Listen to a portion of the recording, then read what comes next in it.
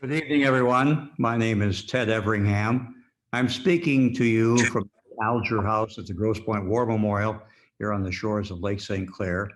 And this is another of our American Democracy series coming to you live from various parts of the United States today. We have a very special program. People are still joining us, so I'll just tell you that before we end this thing tonight, I want to tell you about three more of these online conversations that will fill out our fall 2021 series, and I hope you'll join us. Tonight's especially interesting, engaging. We will, at an appropriate time, invite people to submit questions using the chat function of Zoom. We have with us tonight from the Gerald R. Ford Institute for Leadership in Public Policy and Service at Albion College, whence I came, Amber Zorman from Holland, Michigan, a senior, and she will be joining us, and she'll be also asking questions as we proceed. So tonight is very, very special. This program I've been looking forward to since, gosh, I don't know when they first told me about it.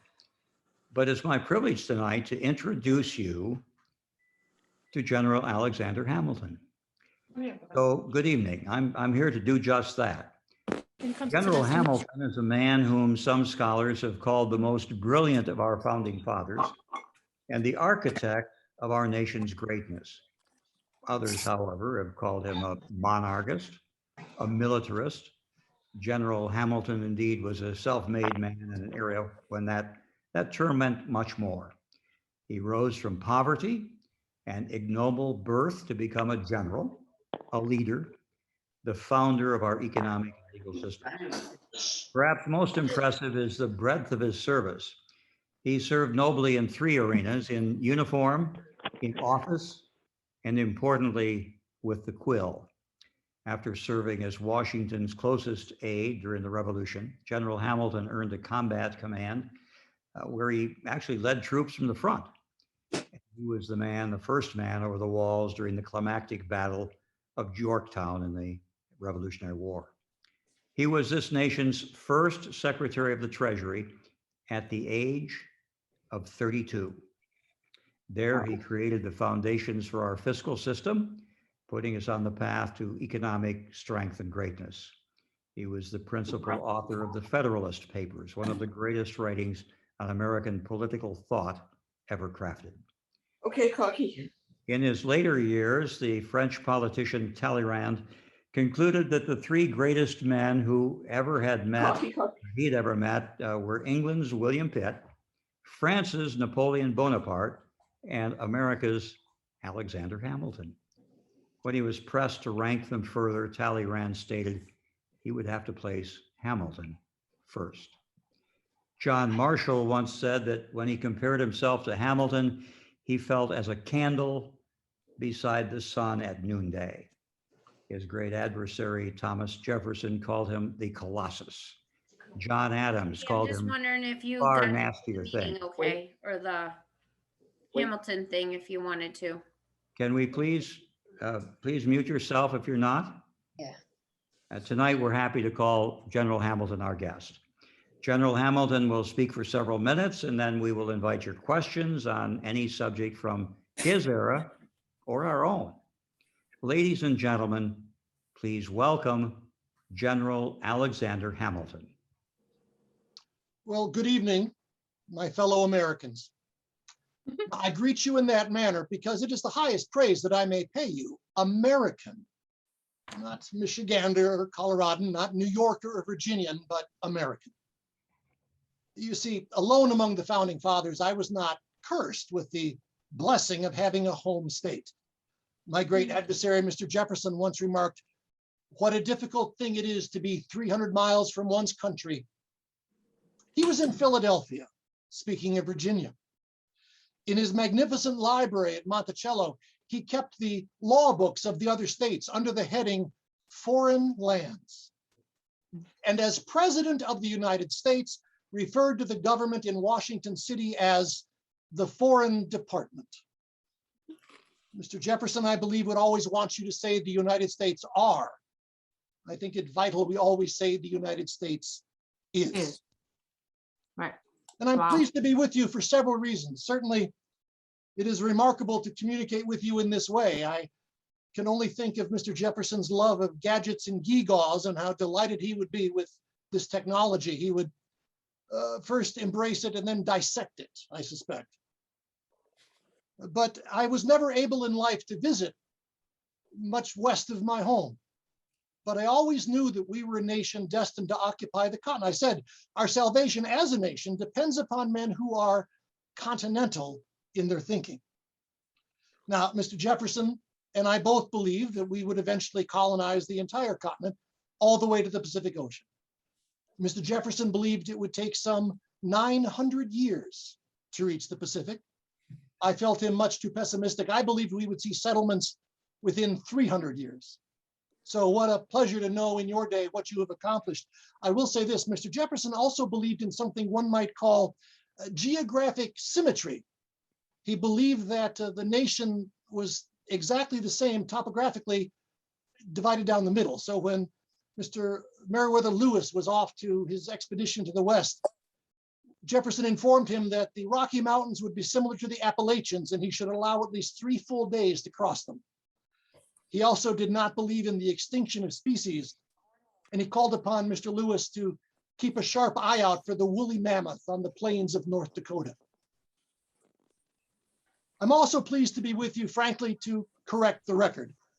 I apologize to those among you who are teachers. I know there are some, because it is not your fault that you are so often wrong about how you teach American history, for it is how you were taught. All too often you are taught history as a memorization of names and dates, and that is important, it has its place. But our history as a nation is far more interesting when you understand the people that were behind these images you may have in your mind. When I say George Washington, the man who was like a father to me in every way but blood, the odds are you think of his visage on a mountain in Dakota somewhere or as a white marble statue. But when I tell you that in our day it was written of him that he is the most horrid swearer and blasphemer, that I wrote of him, he is a man capable of purple and volcanic rages. I believe that makes General Washington more interesting, not less. For example, at the Battle of Monmouth Courthouse, General Lee, who was a foolish and stupid man, was unable to rally our troops against the British. We were facing overwhelming defeat. General Washington and I rode up on horseback, and General Lee approached us and he said, "Your men, sir, they will not fight." And General Washington fixed him with a gaze and said, "You goddamn paltroon," which means coward. "You have not tested them." And Washington and I rode into battle. And in that battle, 2 buttons were shot off of General Washington's coat. Can you imagine our history had a single British soldier aimed but 2 inches to the side? Had that happened, you would all today be Canadians.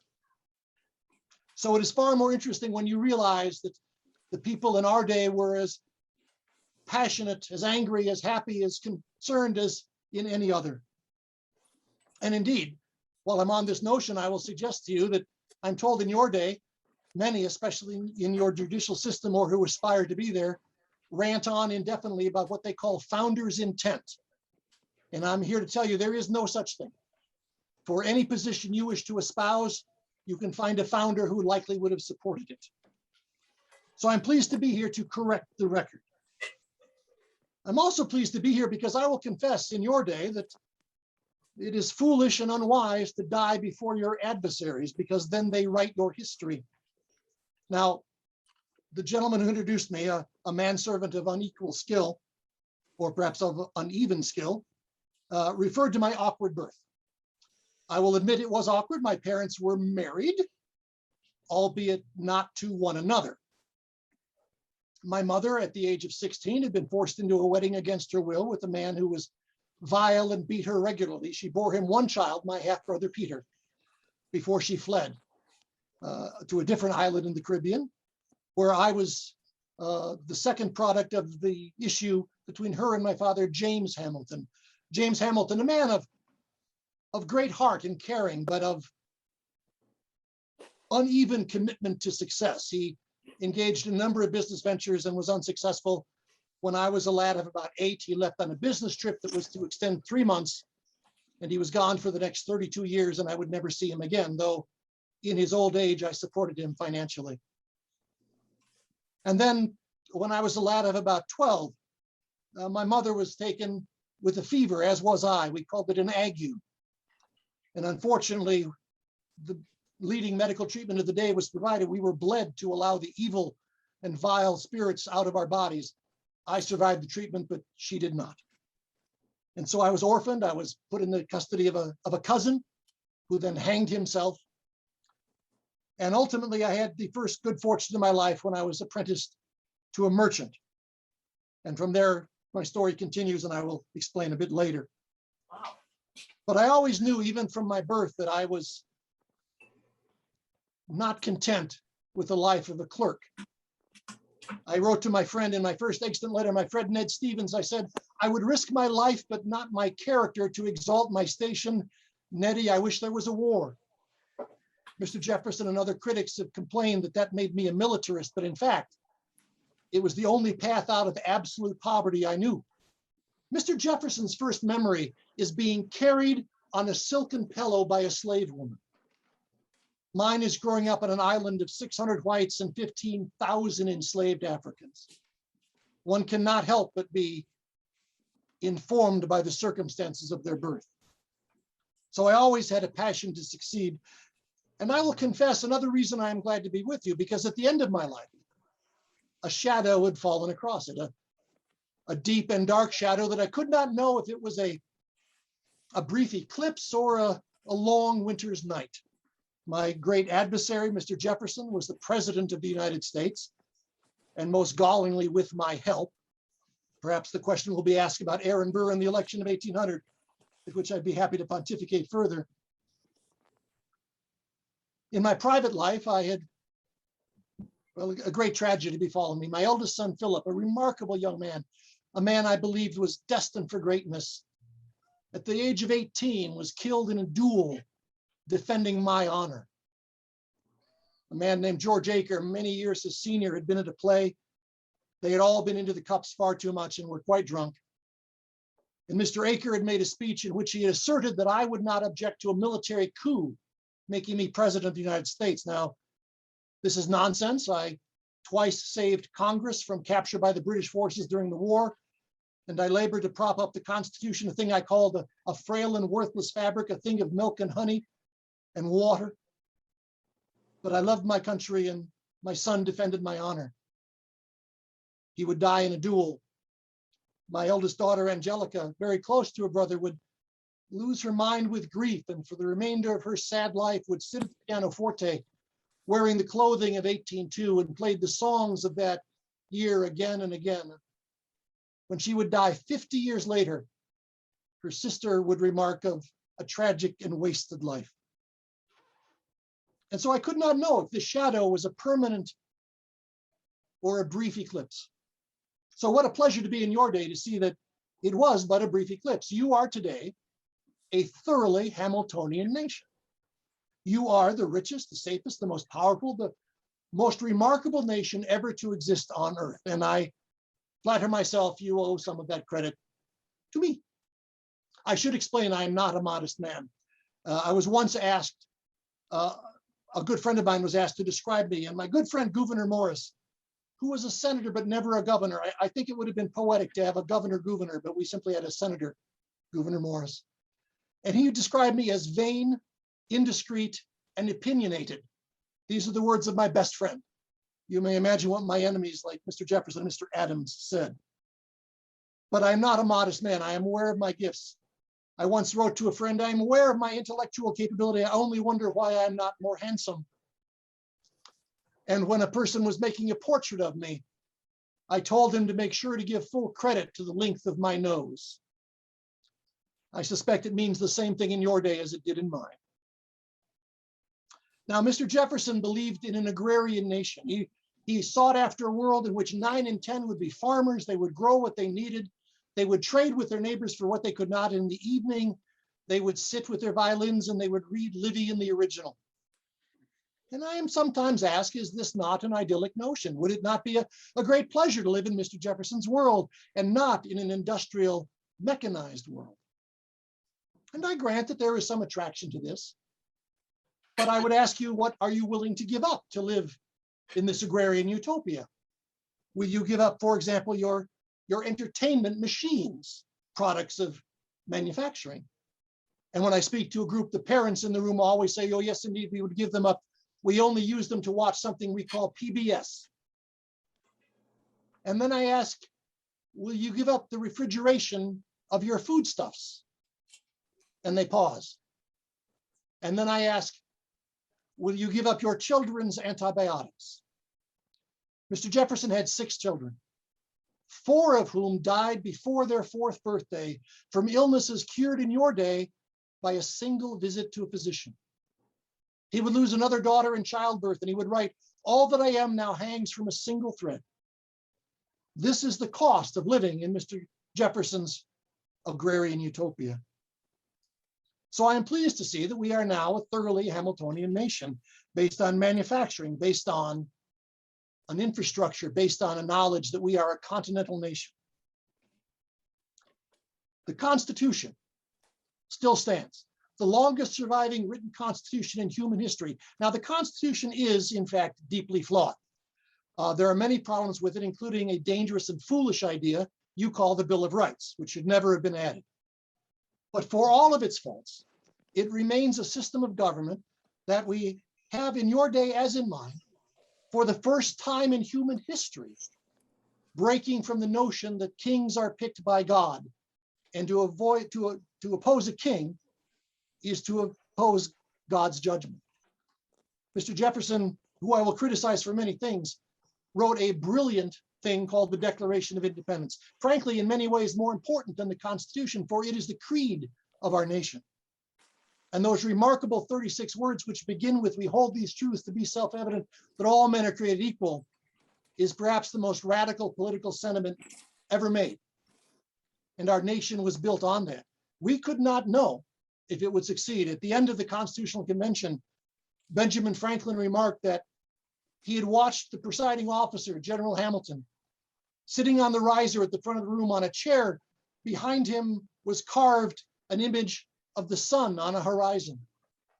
And Franklin commented, until this moment, I did not know if it was a rising sun or a setting sun, but now with the Constitution, I know that it is a rising sun. And so I'm pleased to be with you today to see the utter vindication of that view, the utter vindication of a strong national government, of accepting that states should not be fundamentally independent to wage their own judgment on its citizens. And frankly, it comes down to a simple difference of opinion between Mr. Jefferson and myself. All these things come from a single difference of opinion, and that on the nature of man. Mr. Jefferson believed that men are good, inherently good, and if government will simply get out of the way, great things are possible.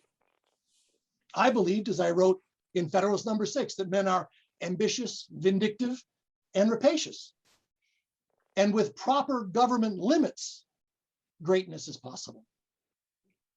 Now, in your day, I would offer as evidence of my correctness, not simply the fact that the United States has survived and become the greatest nation in the world, but I would offer the totality of all human existence. Name for me a single Jeffersonian utopia that did not descend into despotism. Man is not inherently good. Man is selfish. But with proper government constraints, greatness is possible. Now, on the 18th of June, at the Constitutional Convention in '87, I did give a 6-hour speech outlining my views of government. And I'm prepared, Mr. Effingham, if you wish, to repeat that speech now, or if you prefer, we can hear some comments and thoughts and questions from the kind people who've tuned in. Which would you prefer, the 6-hour speech or questions? I believe you are muted, as Mr. Jefferson often wished I was. And many have wished I was muted as well, General. I think I would love to hear the 6-hour speech. I've read much about it, but I suspect if we did that, some 60 people would be turning off their computers and going to bed or watching that blasted television you spoke about. Well, that is a shame, sir. That does not speak well of your age, but I will defer to your judgment and we shall turn now to questions or comments. We'll They invite do questions not need to from- be questions. They can be challenges. All right. I would ask first, Amber, if you have questions from Albion College. I do. Thank you. So thank you, Mr. Hamilton. You I will described correct you for yourself- one moment. Okay. I know that you live in a more informal age. But the correct way to address me, madam, is General Hamilton. Now, I know in your day, you call a person by the highest title they achieved in life. In that case, for me, it would be Secretary of the Treasury. But in my day, we were able to decide which title we preferred. And as a military man, one time at the age well under 35, commander of all US military forces, I prefer the title General Hamilton. Please continue. Thank you, General Hamilton, for your correction. So you described yourself as a vain man. So I think you'll enjoy this question, my first question. You are very famous for your prolific writing. Out of everything you've worked on, what do you think is the best piece of writing you've ever done and why? You can pick multiple if you want. Well, the question is what I believe is my best writing. Again, you pressed me to avoid flattering myself, but I cannot. I wrote quite a number of brilliant things.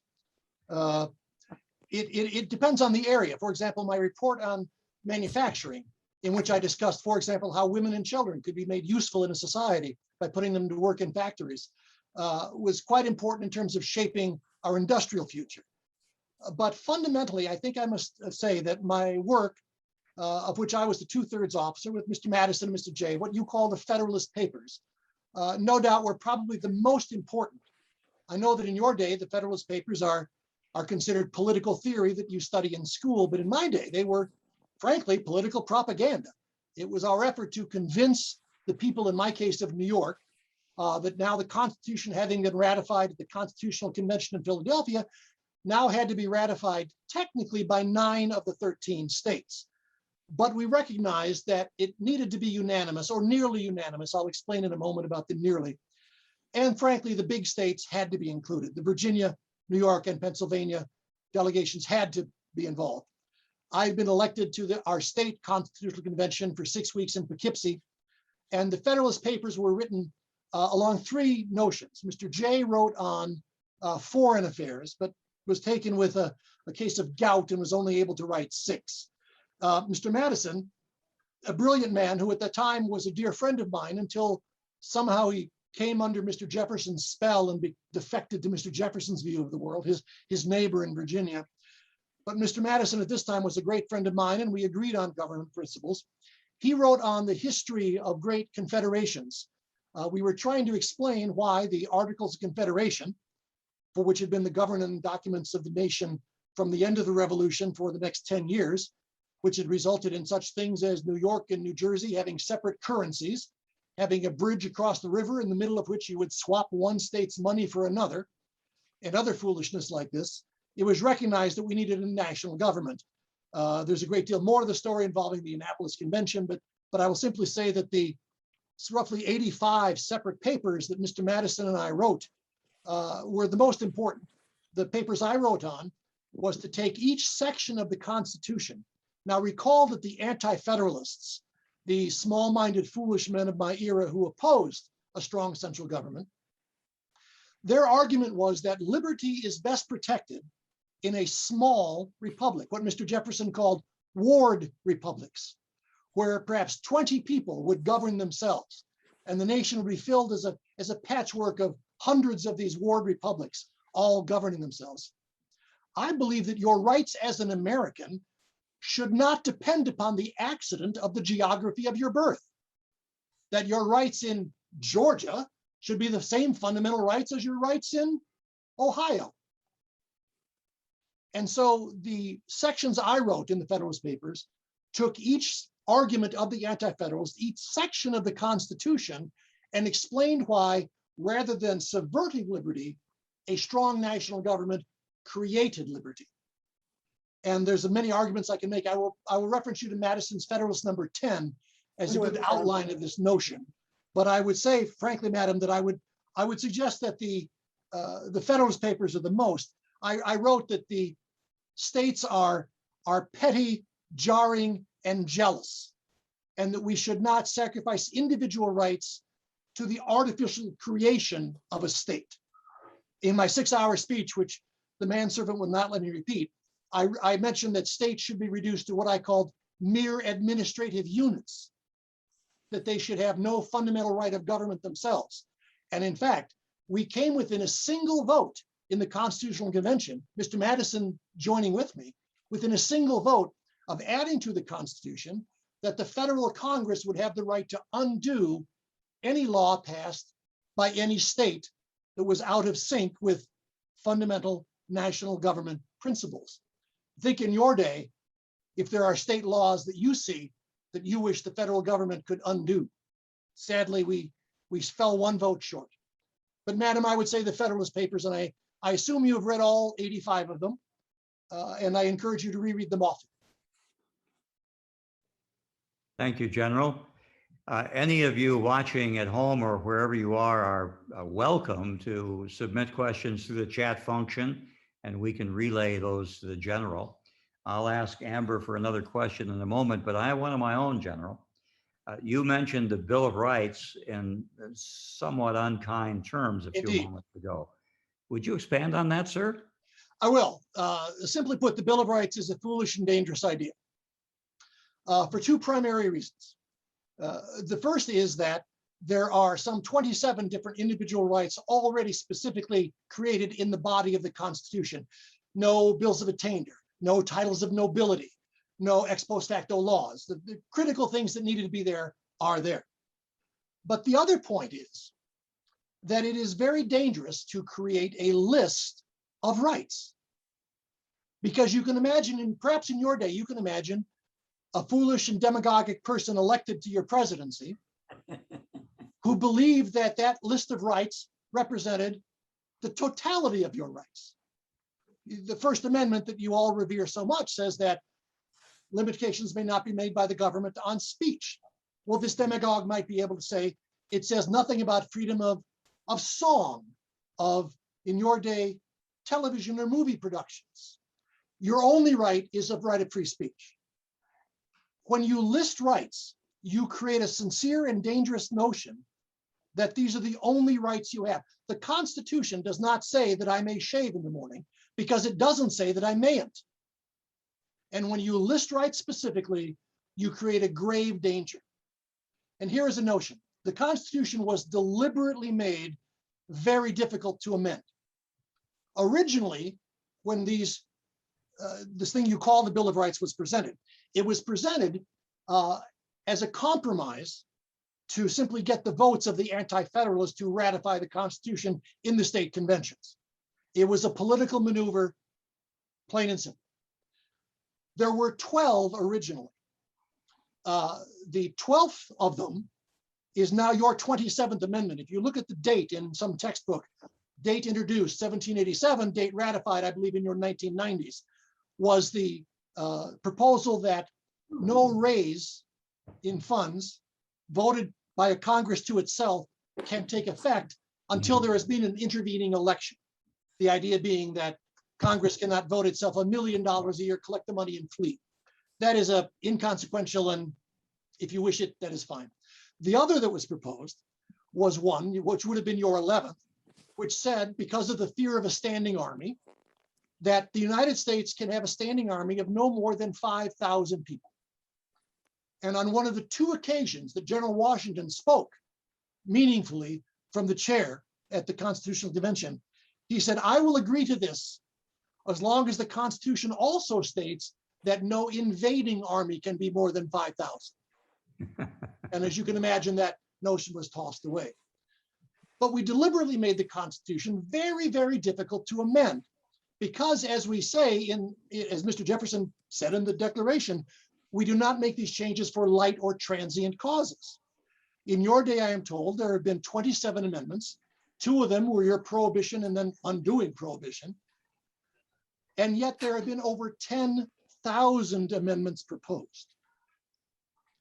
Some of your states, your California has a constitution over 65 pages long as a state constitution.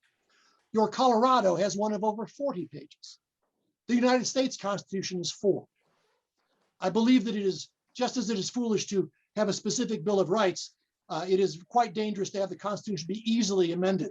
And so the Bill of Rights were a political compromise that was fundamentally flawed. It has provided some marginal benefit over the years, but I certainly believe that had they not been put on, we would have been better off. The courts would have made similar rulings based on the body of the Constitution, but it ended up being a necessary political compromise, which is a darn shame. General, we have a question from one of our viewers at home. She wonders if you could tell us about your lovely wife, Eliza, and how she supported you in your various endeavors. Is that code, sir, for the Mariah Reynolds affair? Perhaps. Well, I will say this about the remarkable Eliza. The Schuyler sisters were all wonderful, brilliant, and beautiful. But Eliza was something quite special. I fell in love with her immediately. Her intellect was massive, her beauty profound, and she bore fools poorly. And I often heard that in our private conversations. I will give you a couple of examples of her strength of character. Well, first I will tell you a quick story of the reputation that I had to some degree of having a certain affection for the female gender. I referred to the Schuyler sisters as my brunettes. I love them all and they all loved me. We were at a party once where an embroidered flower fell off of Elizabeth's shoe, and Peggy picked it up and put it on my lapel and said, "There, brother, I have made you a knight." Angelica said, "Of what order? We have no knights of the garter in this country." And then she smiled and said, "But he would make you one if you allowed it." We had such jokes in our day as well. When I strayed with Mariah Reynolds, and I hope that no one here is boorish enough to ask the details of that event, Elizabeth was deeply hurt, but she stood by me. She would survive me by 50 years. She lived to the age of 97. She was entertained at the White House by 8 US presidents who wished to dance the minuet and hear tales of what Jefferson served for dinner and what Washington did at a dance. She founded no less than 5 different orphanages. Until the age of 95, walked to each of them a 5-mile round trip every day to check on these children that she adored. Now, one of the scandals, if you will, of my life was when the Mariah Reynolds affair became public. Now, this woman was a vile and disgusting woman who presented herself to my office on Chestnut Street in Philadelphia as a distressed New Yorker, knowing of my reputation for kindness, wondered if I would be willing to provide her some financial support. She had a vile husband who beat her. And I said, "Well, I certainly will. I have no currency with me, but if you'll tell me where you are lodging, I will stop at a bank. I will then swing. I will bring myself to your location." And I did that. And as I would later write in a pamphlet that ran some 96 pages explaining what had happened, I was shown into her bedchamber, and I will quote now my writing. I reached in my pocket and removed the banknote. A conversation ensued in which it soon became clear that other than pecuniary consolation would be acceptable to retire the debt. And I was consoled on several occasions. I ultimately broke off the affair. I received a note from Ms. Reynolds and her husband. Her husband turned out to be a pretender. In your day, you would describe her as a prostitute and him as her pimp. And he explained that he was outraged and that if I did not pay $1,000, his outrage would become public. I actually had to borrow half the money from a good friend. And then I received 2 letters, one from Mariah in which she said, "I miss you so much that if you do not call on me, I will die." And a note from her husband saying, "Now that you have paid, I have no objection to you calling upon my wife as a friend." Now, the woman said that she would die if I didn't visit. I am not a ruffian. I could not let her die of loneliness. So I visited and the affair was restarted. But ultimately, I did end it. And it was gone for several years until 3 men appeared at my door it turns out that Mr. Reynolds had been arrested for speculating, that is to say, cheating on government stocks and bonds. And his excuse was that he had actually been my agent. He manufactured this notion, said that I was his master in this and he was simply doing my bidding. It was actually me who was the speculator. So I was confronted with a terrible problem. I could either allow my public or my private reputation to suffer. Well, for a man in my position, with all that I had was my sense of honor, I could not allow my public reputation to suffer. And so when these three men, including then Senator James Monroe, appeared at my door, I was able to provide them with documents, canceled checks, other documents, letters, which proved that it was an affair of the heart and not of speculation on finance. Eliza suffered greatly during this time, but stood with me. Some years later, decades after I was gone, when she was an old woman, James Monroe, now himself an elderly man and a former US president, appeared at the door wishing to speak to my dear Elizabeth. He wished to tell her about forgiving and forgetting, and he was sorry for the role he had played in attacking my character. And Elizabeth told the children, I will not see him. And the children said, Mother, you must. He is a former president. And so he was shown into a room in which there was a single chair, which Elizabeth already occupied. And he gave his speech about forgiving and forgetting. And my dear Elizabeth looked him in the eye and said this. She said, Mr. Monroe, if you are here to say that you are sorry, very sorry, for the misrepresentations and the stories and the slanders you said against my dear husband, so be it. But if not, no passage of time, no nearness of grave makes any difference. And she threw him out. When I went to meet Colonel Burr at Weehawken, I left 2 letters for my wife. And in one I wrote that the scruples of a Christian compel me to put my life at risk rather than risk living with guilt of having taken the life of another. And I said, adieu to you, my dear wife, best of women, adieu, adieu. Elizabeth was a remarkable woman. Thank you. Question from Peggy. Peggy, Peggy. my Peggy sister-in-law, wonders- perhaps. Peggy wonders if you would be in favor today of the recently revived efforts to abolish the Electoral College. Well, I will not dictate to you in your day what you should do. I will inform you of what I think you should do, but I will not dictate what you must. You live in a world vastly different than mine. In my world, information could travel no farther than a horse or a ship at sea, no faster than a galloping horse. And so in your day, where communication is instantaneous, it is quite remarkable. But I will tell you what I wrote in Federalist number 68, speaking of the Electoral College. I was not a person who trusted the masses. I believe that education raises everyone. And this was not unusual. Mr. Jefferson referred to education as that thing which rakes from the refuse heap those few gems worth polishing, this man of the people. But we knew we had to have some safeguards because the concern would be, and you can decide in your day whether or not this resonated. We knew that there had to be protections. And I said in 68, Federalist 68, that there is a risk that a demagogue, a man of great oratory skills, but fundamentally unqualified by education and demeanor to be the chief magistrate, which I called the president, could arise and sweep to what you now call the White House, sweep to the presidency through the power of his oratory and lies. And in that case, the Electoral College must stand up and do its fundamental duty, which is to prevent an unqualified, demagogic man without honor from becoming the chief magistrate. Now, this has never happened, and I'm told in your day it seems unlikely that it ever will. But the Electoral College had a fundamental function of preventing the unqualified, the dangerous, from becoming president. You will have to decide in your day whether it has been effective or not. But it is perhaps one of the things in the Constitution that might be tweaked slightly differently today. Thank you. I have other questions from some of our viewers, but I want to give Amber a chance to ask another I question. prefer to talk to Amber than you, sir, but I will do what you wish. I suspect you do. Amber, Thank you.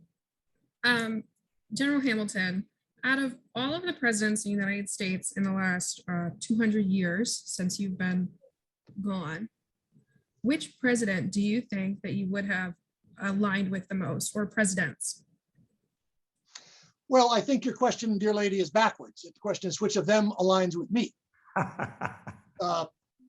You have only had one truly Jeffersonian president, and that was Mr. Madison.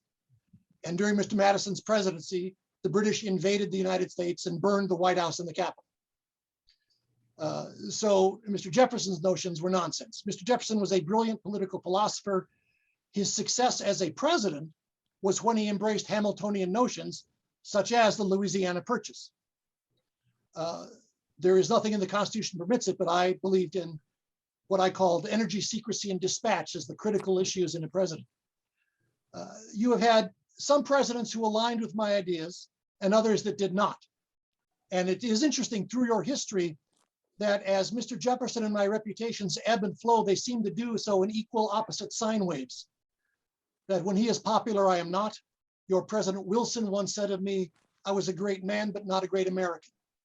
Others have said far more complimentary things. And so I would say that the question is simply this. What of your presidents put the nation first? What of your presidents understand the importance of being an industrialized society with fundamental protections in the Constitution and recognize that your rights as men and in your day as women are fundamental and unalterable? And you can decide who of those match that and who do not. I believe that we put down an appropriate roadmap for you. I'm sometimes asked if I wish to be president. The answer is no. I was certainly not electable even in my own day, because I repeat the words of my dear friend, I was vain, indiscreet, and opinionated. Mr. Adams, who was a vain and silly little man, he was a brilliant scholar. He called me that little man.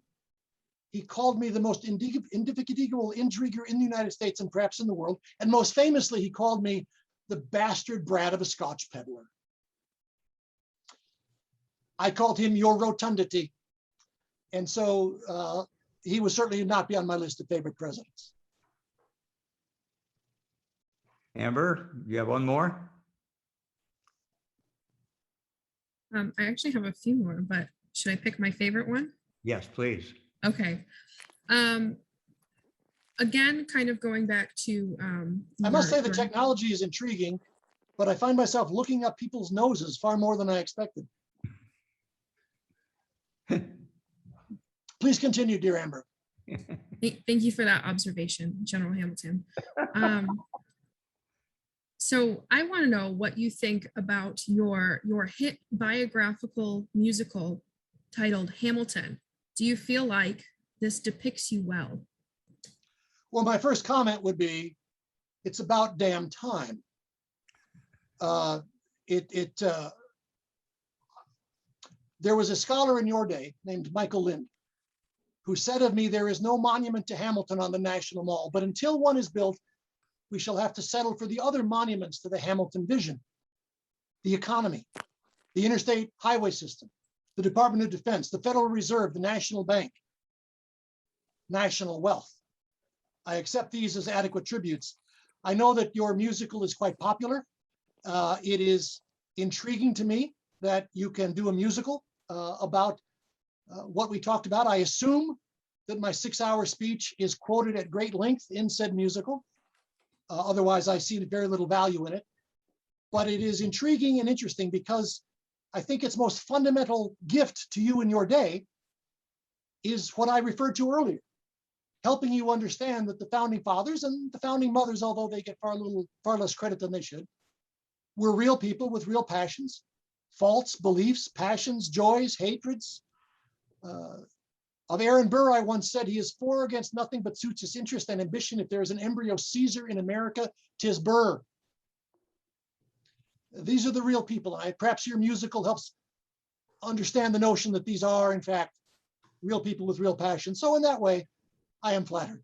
I assume they give adequate tribute to the length of my nose. Can you give us a few words about how you came to develop the central bank and the Bank of New York? You have just asked me to give you a few words about how I That's created the difficult. I know, economics. General, I know from reading about you, that's difficult. And anyone who had given a 6-hour speech would I shall endeavor. I find shall that endeavor. difficult. The basic notion is, I wrote that a well-managed debt is a national blessing. And I must explain this because the key phrase there is well-managed. I will give you an example in your own lives of a well-managed debt. Most of you who own homes have or had a mortgage. This is a notion that when you wish to buy a house, very few of you have the currency in your pocketbook to pay cash for a home. Instead, you engage in a well-managed debt where you work with a financial institution like the Bank of New York that I created. Remind me to tell you of the other bank that Mr. Burr created.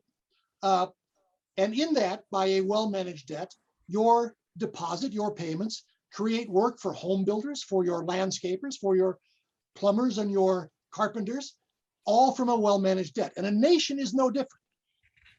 At the end of the Revolutionary War, if you can imagine a sum this vast, the total national debt, that is to say, all the states added together, was some $80 million. At the end of the Articles of Confederation, the United States was considered the very worst credit risk in the world. I became Secretary of Treasury and I understood what I call the invigorating principle of credit. And so in creating the national bank, the Bank of America, I understood that if we could get what I called the rich, the wise, the well-born to invest in our nation, we could then take that very money to fund buildings and bridges, to fund schools and corporations, to get our country going toward its manufacturing future. And as a result, the creation of the national bank, it was within 30 days fully capitalized. And if you can imagine a sum this vast, $10 million, which at the time was more money than all the other banks in America combined. And it became the most powerful financial institution in the nation.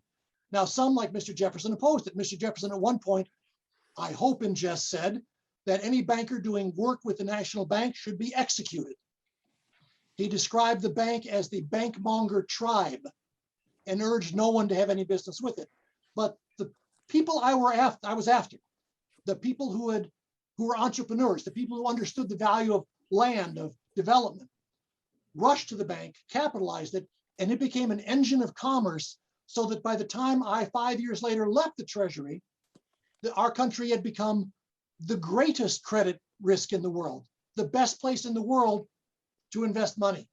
The Dutch lined up for long and short-term loans at 4% and 5%, respectively. We became a wonderfully rich nation. Now, I will tell you this. When Mr. Jefferson became president, he ordered his Secretary of the Treasury, Albert Gallatin, Mr. Jefferson's gewgaw is malfunctioning here. He ordered his Secretary of the Treasury, a man named Gallatin, to essentially audit the books of the United States for my time as Secretary of Treasury. Mr. Jefferson was convinced that I was corrupt. Gallatin went over the books and reported back to Mr. Jefferson that the books of the United States balanced to the penny. He said to Mr. Jefferson, Hamilton has created a perfect system, his words, a perfect system. There is no waste. Shave one branch off the tree and the system is damaged. It is perfect. Do not change it. Mr. Jefferson concluded not that I was brilliant, but that I had been able to hide my criminal behavior more cleverly than Mr. Gallatin could find it. But I stand by Mr. Gallatin's point. And if you visit the Treasury building in your Washington City today, you will find that he and I have statues on opposite sides of the building facing away from each other. We have time for one more question, General, and I'm going to relay it. It comes from a friend of mine watching out there. Curious, as many of us are, about the Duel, July 11, which cost you your life too soon. Question was, and you can elaborate on this, Did you shoot to kill Aaron Burr? So I founded your economic system. I created many fundamental principles of your legal system. And what your correspondent wishes to know about is the manner of my death. Well, I will explain. I've already told you that my son died in a duel. The only advice I gave my son was that a gentleman throws away his fire. And by that, I mean you shoot over the head of the adversary, not straight up, but you shoot over the head to indicate I could put your life at risk if I desired, but I shall not. A duel is the ultimate end of what was called an affair of honor.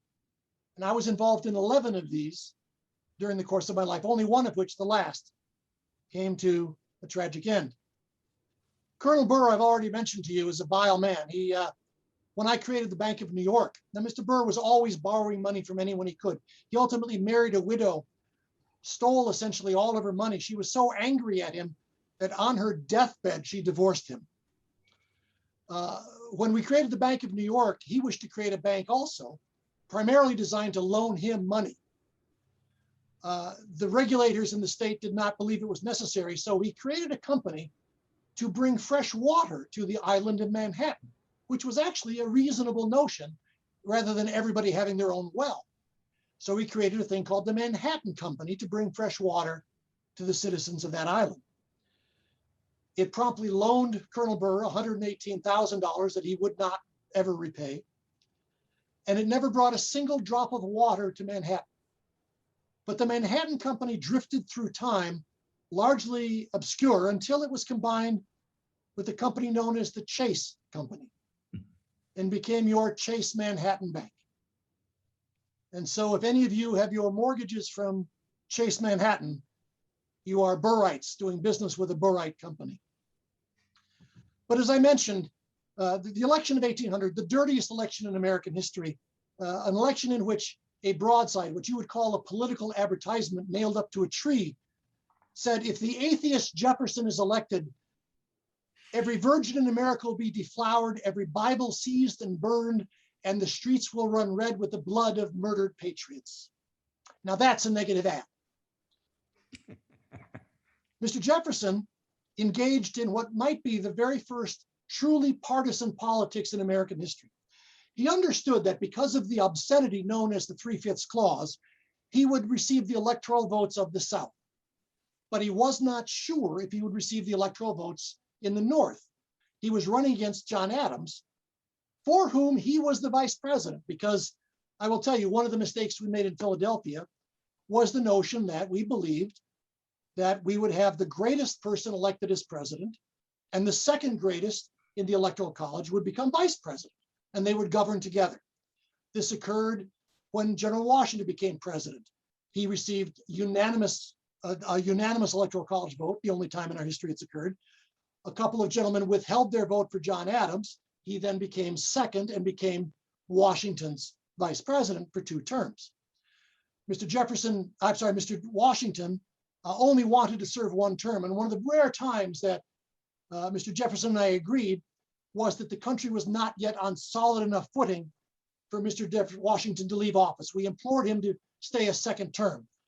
Mr. Jefferson would immediately resign. I'd resign a year later, but General Washington and I stayed in close contact. General Washington would later say that he only regretted 1 moment of his 2nd term, and that was each and every goddamned moment therein. And when he left office, Mr. Adams became president. Mr. Adams assumed, because he was quite vain, that he would be allowed to as many terms as he wished. He approached Mr. Jefferson after his election, who was going to be the vice president, and said to Mr. Jefferson, we have both been picked by the people. Shall we rule together? And Mr. Jefferson said, no, I think not. And during his time as vice president, used public money and a horrible man named James Callender to publish anti-Jefferson and frankly, anti-Hamilton broadsides to attempt to undercut Mr. Adams, so that later when he would run in the election of 1800, Mr. Adams would lose. But he did not know in 1800, Mr. Jefferson, if he had enough votes from the North. So he sought to find a vice presidential candidate to run as a ticket for the first time ever. He needed a Northerner, and he settled on Aaron Burr. who was reasonably popular. He was also of the wrong party, but Mr. Burr had no scruples. He switched parties and became Mr. Jefferson's running mate. Now, before the 12th Amendment corrected the problem and had the president and vice president run independently in the Electoral College, the election of 1800 occurred. Mr. Adams was badly beaten, but through a tragedy of our lack of vision, both Mr. Jefferson and Colonel Burr tied in the Electoral College at 73 votes apiece. Now, everyone knew that the nation wanted Jefferson as president and Burr as vice president, everyone except Aaron Burr, who realized if he could get a single state, now that would be thrown into the House of Representatives, each state delegation with one vote, if he could get a single state to vote for him, he would become president and Jefferson his vice president. As I mentioned, he was an embryo Caesar. For 35 ballots in the House, no one could break the tie. And I could stand it no longer. And I wrote a letter to a friend, which became public. And I said of Mr. Jefferson, I admit that his politics are tinctured with fanaticism, that he is too much in earnest of his democracy, that he has been the mischievous enemy of the principal measures of the previous administration, that he is crafty and persevering in his subjects, that he is not scrupulous as to his means of success, nor very mindful of the truth, and that he is a contemptible hypocrite.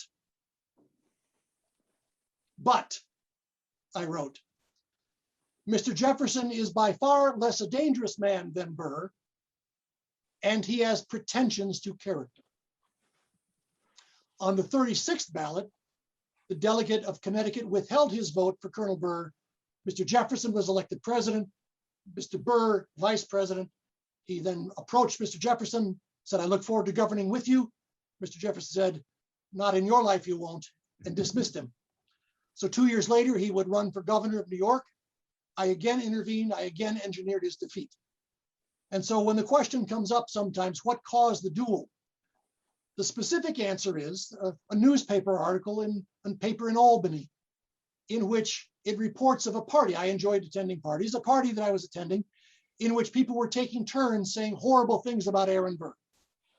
And then the paper reported that General Hamilton detailed an even more despicable opinion of Colonel Burr, which I shall not relate in the newspaper. And Colonel Burr sent me letters. We began a series of different letters back and forth, demanding to know what I meant by despicable. I responded, sir, I have said many despicable things about you. You'll have to narrow it down. But the larger answer to what caused the duel was that I had once said, I feel a religious duty to oppose Burr's career. He felt that I'd been the one to stop him at each step along the way. Now, as to who fired first and where I fired, I'm a lawyer. You, sir, are a lawyer, is that correct? Yes, How long did you study law? 3 years. You were quicker How than could I you was. possibly have wasted that much time? In 1782, I studied law for 6 months and became one of 35 practicing lawyers in the city of New York. At the time, that was 1/12 the number of prostitutes.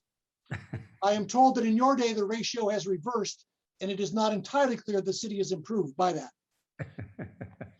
But as a lawyer, sir, I will give you the evidence, because the simple fact is we both had what we called seconds, men who stood with us. Mine was a man named Pendleton, his was a man named Van Ness.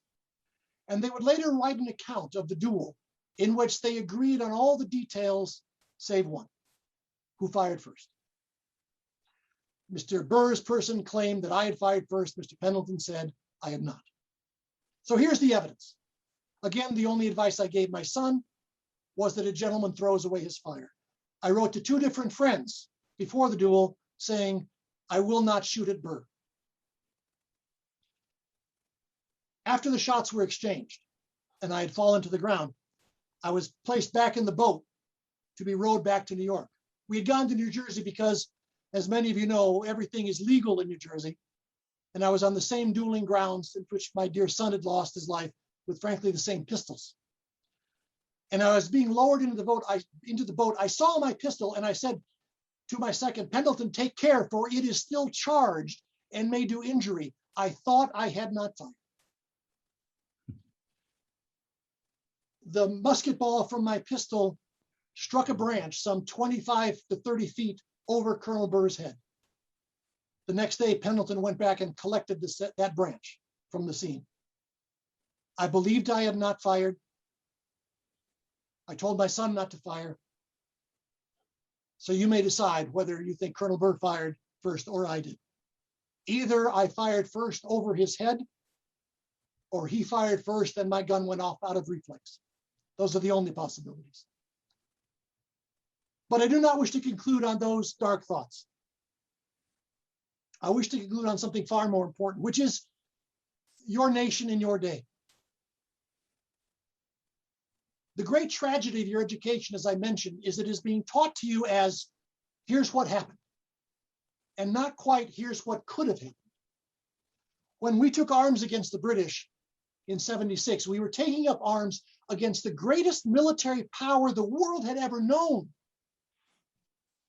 with a group of farmer soldiers, undisciplined, unable to show up on time, poorly armed, ill-suited.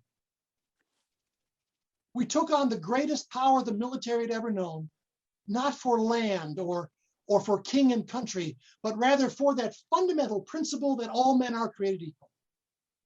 That government is created by men and for men. And that when government becomes in violation of those, we either change the government or we discard it. You are the sons and daughters of men and women who took up arms against hopeless odds. Only 25% or so of Americans supported the war with the British at the time it began. You are the spawn of revolutionaries who took to battle for fundamental principles of equality that has never occurred before in American or world history. And yet I am told in your day that nearly 5 in 10 of you don't even bother to vote. The greatest single act of citizenship is to cast a vote and declare who your leader should be. I'm quite sure people interested in this presentation all vote, but you know of people who have decided not to because they either don't trust the people who are running or they think their vote doesn't matter. Well, if they don't trust them, then the answer is that they should run. You should run. You should be involved in your government at whatever level you wish. You are the descendants of people who believed that government was by the people and for the people.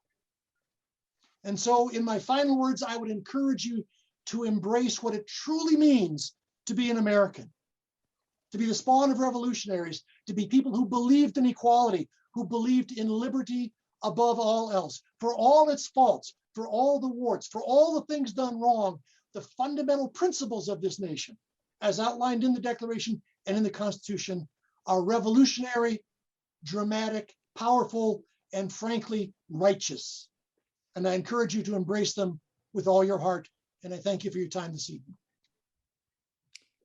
Thank you, General. And now I'm pleased to introduce the scholar behind the character. Hal Bidlack is a retired career military officer, and during his years in the military, he served as Deputy Director of the Air Force Institute for National Security. He was posted to the United States Department of State in Washington and was an ICBM launch officer and instructor. He also served at the White House as Director of Global Environmental Affairs for the National Security Council, and he spent much of his career teaching political science at the United States Air Force Academy. Following his retirement, he served on the staff of a United States senator and as a senior research fellow at a DC-based think tanks, more than one, I understand. Couple of them. Holds academic degrees from the University of Michigan, including a doctorate in political science. He regularly portrays General Hamilton around the country. His work as Hamilton has been seen on both national and local television. His performances have been seen in auditoriums, libraries, museums around the country, and now on our American Democracy series. He's performed Hamilton for a wide array of audiences, including federal judges, school children, historians, and now us. Please welcome Hal Bidlack. Well, thank you for having me. This is what we call a Chautauqua performance. And part of that, ironically, I got into this because I was teaching at the academy, and I found this fellow named Clay Jenkinson that many of you will know from NPR, who has a radio show called the Thomas Jefferson Hour. He's a wonderful performer as Jefferson. I brought him to the academy, the Air Force Academy. We kind of hit it off, and he recruited me to do Hamilton because he wanted someone to argue with. So we've actually done a number of Hamilton Jefferson debates over the years. Back when Obama was running against Romney, the first debate was in Denver. Well, the week before we had a Jefferson Hamilton debate with former Governor Dick Lamb as the moderator. So it's been a lot of fun. I've been doing this for over 25 years now. And I actually, to what degree it works, it's always difficult to tell when the audience is just a bunch of names. If you guys want to turn on your cameras, we can actually see each other. But that'd be fine. But I think if it works, it's because for two reasons.